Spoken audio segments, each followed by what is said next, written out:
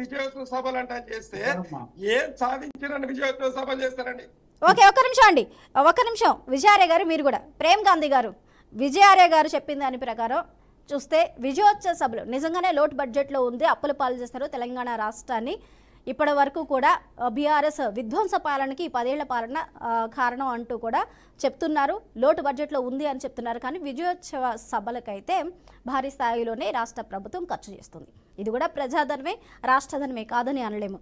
మరి ఇంత లోటు బడ్జెట్లో ఉంది, గత ప్రభుత్వం చేసిన అప్పులకి ఇన్ని వేల కోట్లు మేము ప్రతి నెల ఇన్ని వేల కోట్లు మేము వడ్డీ కట్టడానికే సరిపోతుంది అని చెప్పుకుంటున్న ప్రభుత్వం ఇప్పుడు విజయోత్సవ సభలు చేసే స్థాయిలో ఉంది అంటారా? ఈ 1 yearలో నిజంగానే విజయోత్సవ సభలు మేము చేస్తున్నాం అని చెప్పే స్థాయిలో పాలన జరిగింది అంటారా? ఇంకా సమస్యలు ఏమీ లేవా? ఒక లగచర్యలు మాత్రమే హైలైట్ చేసుకునే సభను పక్కదో పట్టించవలసిన అవసరం ఏముంది చెప్పండి.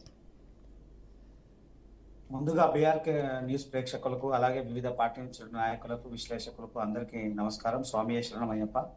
ఇక వీళ్ళ విజయోత్సవ సభలు అని అంటే వాళ్ళు అపవిజయోత్సవం చేసుకోవాలి, విజయోత్సవం అనేది ఏం లేదు. ఎందుకంటే జరిగిన విషయాలు అన్ని కూడా చూసుకుంటూ పోతే ఒక్కొక్క అంశాన్ని ఎప్పుడైతే వాళ్ళు తెర మీద తీసుకొని వస్తారో దాన్ని మళ్ళీ వెనక్కి తీసుకుంటా ఉన్నారు. ఒక్కొక్క అంశాన్ని మీరు చూడండి, లగచర్ల విషయమైనా అట్లనే వెనకడిగేసారు, మూసి మీద కూడా అట్లనే వెనకడిగేసారు. అనేక విషయాలు, ఒక విషయం కాదు, ఇప్పటి వరకు వాళ్ళు సంవత్సర కాలంలో తీసుకున్నటువంటి అనేక విషయాలు సందర్భానుచితం మాట్లాడినటువంటి విషయాన్ని వాళ్ళు వెనక్కి తీసుకుంటా ఉంటారు. వాళ్ళ పార్టీకి సంబంధించిన, కాంగ్రెస్ కి సంబంధించినటువంటి ముఖ్య నాయకులే అసెంబ్లీ సాక్షిగా కూడా కొన్ని సందర్భాల్లో వాళ్ళ యొక్క క్యాబినెట్ ని వ్యతిరేకించినట్టు దాఖలాలనే, ముఖ్యమంత్రిని వ్యతిరేకించినట్టు దాఖలాలు ఉన్నాయి. ఇక వీళ్ళు కొత్తగా చెప్పాల్సినటువంటి అవసరం లేదు. ఒక సంవత్సరం గడిచిందనే ఒక వాతావరణమే తప్ప ఇంకెక్కడ కూడా ఎలాంటి మార్పు లేదు.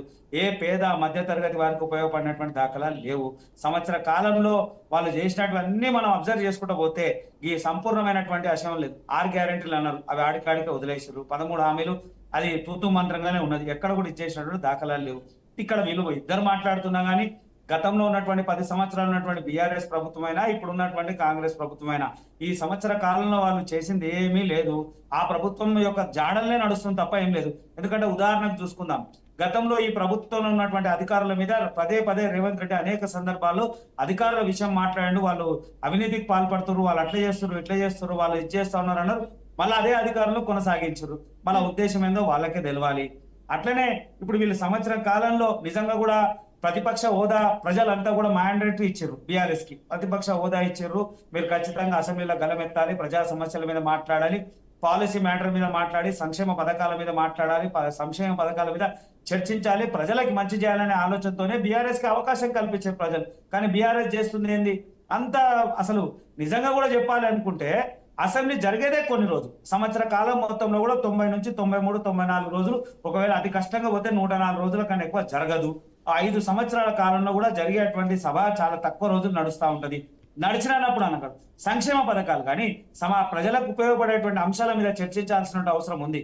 ప్రతిపక్ష హోదాలో ఉన్నప్పుడు వాళ్ళు పెట్టినటువంటి పథకాల ప్రవేశాల్లో కానీ వాళ్ళు చేసినటువంటి అభివృద్ధిలో ఎక్కడైతే మీరు అవినీతి జరుగుతుంది, ఎక్కడైతే జరుగుతుంది దాన్ని నిలదీయాల్సింది పోయి ఇప్పుడు అట్లా కాకుండా రోడ్ సైడ్ లో వచ్చి మేము ధర్నాలు చేస్తాము, ఉద్యమాలు చేస్తాము, రాస్తా రోకోలు చేస్తాం.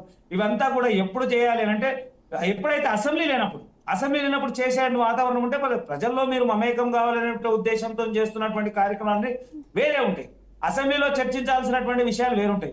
కానీ అసెంబ్లీ సాక్షిగా దేవుడిగా ఇవాళ ఎమ్మెల్యే ఎంపీలుగా ఉన్నటువంటి వ్యక్తులు ఎవరైతే ఉన్నారో అక్కడ పార్లమెంట్ అయినా ఇక్కడ అసెంబ్లీ అయినా గుడితో సమానంగా భావించి అక్కడ ప్రజా సమస్యల మీద చర్చించాల్సింది పోయి అక్కడ ఉద్యమ వాతావరణమే లేదా అక్కడ రౌడీయిజము, ఇష్టానుసారంగా మాట్లాడము, బూతులు తిట్టుకోవడమే తప్ప ఇంకోటి ఎక్కడ కూడా జరుగుతలేదు.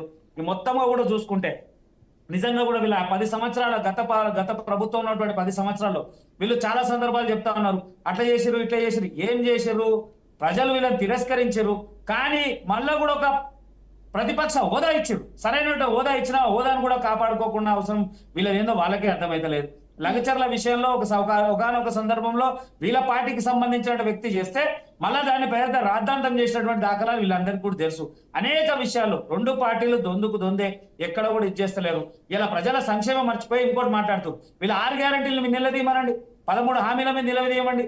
రేవంత్ రెడ్డి ఇల్లు కూడా మన కేటీఆర్ ఇల్లు కూడా కొడతారన్నారు, అది కూలలేదు. రేవంత్ రెడ్డి తమ్ముంది కూలుతా అన్నది, అది కూలలేదు. హైడ్రా వాపస్ తీసుకుంటారు, మూసి అంశాల్లో వాపస్ తీసుకుంటారు. ఎక్కడనో మూసి ఉంటే ఎక్కడి నుంచో పాదయాత్ర చేస్తారు. అరే సంక్షేమ పథకాలు మర్చిపోయి అనేక సమస్యలు. ఇంకో 3-4 రోజులు, ఇంకో 2 నెలలు 3 నెలలతో అకాడమిక్ ఇయర్ స్టార్ట్ అవుతుంది పిల్లలది. విద్యా వ్యవస్థలు ఎంత ఇబ్బందులు జరుగుతున్నాయి. ఆ విద్యాశాఖ అసలు ఉన్నదా లేదా అనేది తెలియదు. అసలు విద్యాశాఖ మంత్రి లేడు. విద్యాశాఖలో ఏ ఒక్క సమావేశాలు జరుగుతలేవు. కనీస మౌలిక వసతులు ఎన్నో పాఠశాలల్లో మంచినీరు లేవు, బాత్రూమ్ ఫెసిలిటీ లేదు, ఆడపిల్లల దగ్గర వాళ్ళు నరకం చూస్తా ఉన్నారు, విద్యుత్ సౌకర్యాలు లేవు. అలాగే శిథిలావస్థలు ఉన్నటువంటి పాఠశాలలు, జూనియర్ కాలేజీలు, డిగ్రీ కాలేజీలు ఉన్నాయి. అరే ఇవన్నీ పక్కన పెట్టి ఇన్ని సమస్యలు ఉన్నాయి. రోడ్ల అసలు ఒక్కటి కాదండి, తీసుకుంటూ పోతే ప్రతి శాఖలో వందలాది సమస్యలు ఉన్నాయి. ఈ సమస్యలను అందరూ వదిలేసి నేను నిన్న అంటాను నన్ను టిట్ ఫర్ టాట్ అనేటువంటి ప్రభుత్వమే నడుస్తుంది తప్ప ఒక సంవత్సరం నుంచి జరిగింది ఏమి లేదు. ఇక అప్పులు అంటారా, మనం వద్దన్నా అవునన్నా గత ప్రభుత్వం చేసింది వీళ్ళు చేస్తారు. ఆయన అన్నాడు ఏదో లంకె బిందెలు ఉన్నాయని వచ్చినా, లంకె బిందెలు కాదు ఖాళీ కుండలు ఉన్నాయి, నీళ్ళు అరే ఉంటాయి. ప్రభుత్వంలో అప్పు ఉందని గత ప్రభుత్వంలో అనేక సందర్భాల్లో ఇదే రేవంత్ రెడ్డి మాట్లాడినప్పుడు ఇలా కొత్తగా నువ్వు అప్పులున్నాయి మాట్లాడాల్సిన అవసరం ఏముంది? కాంగ్రెస్ కి తెలుసు. వాళ్ళ మంత్రి అయితే ఒక మాట అంటాడు, ఏమని అప్పులే మాకు అప్పించటోడే లేదు, మీకు ఎట్లా ఇస్తామని. అరే మీరే చెప్పారు కదా ఏకకాలంలో రుణమాఫీ అన్నారు, దాని గురించి మాట్లాడారు అనేక విషయాలు. అరే ఒకదానికి పొంతన లేనటువంటి ఆన్సర్ ఉంటుంది. ముఖ్యమంత్రి మాట్లాడింది వేరే ఉంటుంది, వాళ్ళ కేబినెట్ మంత్రి మాట్లాడింది వేరే ఉంటుంది. అరే ఒక అంశానికి మీరు అందరూ కలిసి తీసుకునేటువంటి నిర్ణయాలు ఒక్కటి కూడా ఉండదా? ఇష్టానుసారంగా నిర్ణయాలు తీసుకుంటారా? గత ప్రభుత్వమే అది నియంత పాలన ఉండే. ఏది ఒక మాట కేసీఆర్ చెప్పినట్టే ఖతం అయిపోయినట్టే, ఇంకో మాట ఉండకపోతుండే. ఇవాళ ఎట్లుంది పరిస్థితి? అరే ఒకరికి స్వేచ్ఛ అని అంటారు కానీ స్వేచ్ఛ కాదు, అసలు ప్రభుత్వం నడుస్తుందా లేదా అని తెలుస్తలేదు. లా అండ్ ఆర్డర్ వ్యవస్థ పూర్తిగా గాడి తప్పింది. ఇలా హోంశాఖ లేక వాళ్ళ బయట వాళ్ళకి ఇయ్యారు కదా, వాళ్ళ పార్టీలో ఉన్నటువంటి వ్యక్తులకి ఇయ్యాలి కదా. ఇవ్వకుండా ప్రజల పాలన కన్నా వీళ్ళకు పక్క పార్టీ నుంచి ఎమ్మెల్యేలను తిప్పుకునేటువంటి ఫిరాయింపు ఎమ్మెల్యేలను చేసేంత శ్రద్ధ ప్రజాపాలన మీద లేదు, ప్రజల పాలన మీద లేదు. గతంలో ప్రజాపాలన అన్నారు, అప్లికేషన్ తీసుకున్నారు, లక్షలాది మంది అప్లికేషన్లు ఇచ్చారు, అవి ఎక్కడ పోయినాయో తెలియలేదు.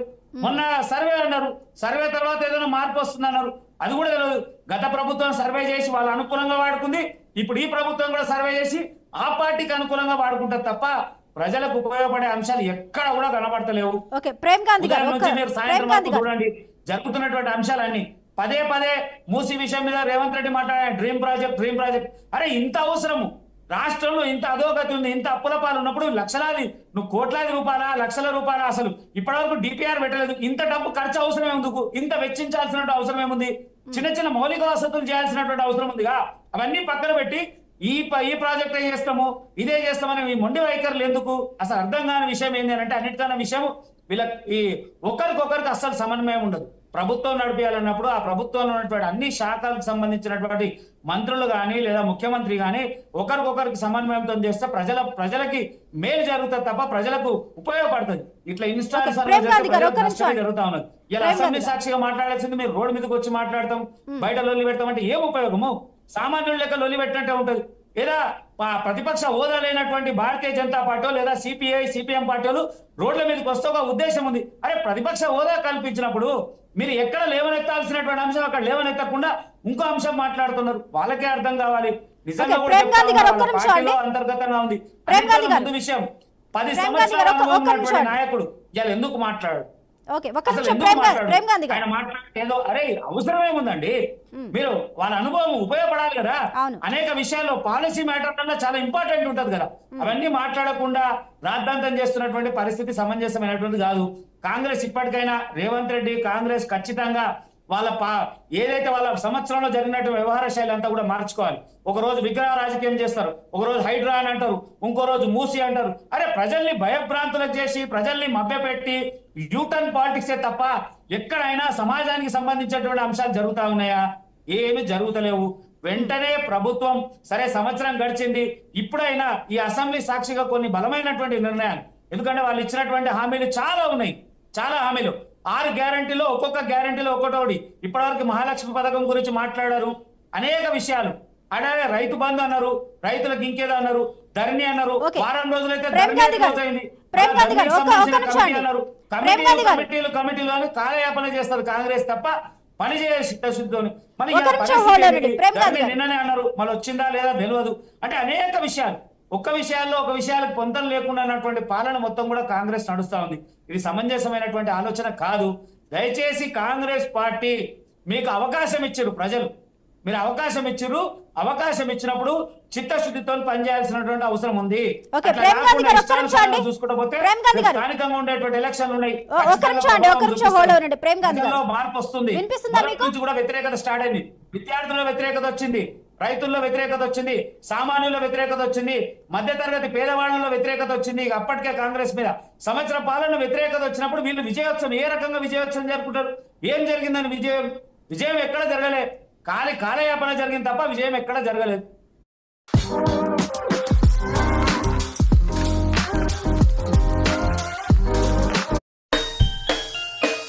అందరికీ నమస్కారం. అవధూత్ సాతే ట్రేడింగ్ అకాడమీలో ఒక స్టూడెంట్గా నా స్టాక్ ఓకే, ప్రేమ్ గాంధీ గారు ఒక్క నిమిషం హోల్డ్ అవునండి.